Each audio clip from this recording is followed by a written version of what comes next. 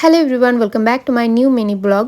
তো আজকে আমি তোমাদের সাথে শেয়ার করব আমার ছোট্ট বেবির জন্য কিভাবে আমি বাড়িতে প্যানকেক বানালাম। তো তার জন্য নিয়ে নিয়েছি আমি এখানে একটা গোটা ডিম এবং কলার পেস্ট, আর এখানে গাজরকে গ্রেট করে নিয়েছি।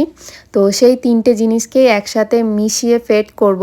খুব সুন্দরভাবে তিনটে জিনিসকে মিক্স করব আমি, এবং মিক্স করে এই রকম একটা জিনিস তৈরি হবে, তোমরা এখানে দেখতে পাচ্ছ।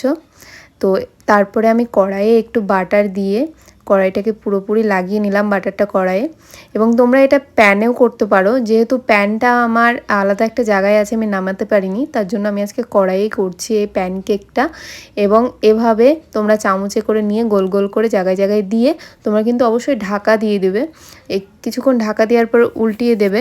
এবং দেখতে অনেকটা এরকম হয়েছিল প্যানকেকটা, এবং বাবাইয়েরও খুব পছন্দ হয়েছিল।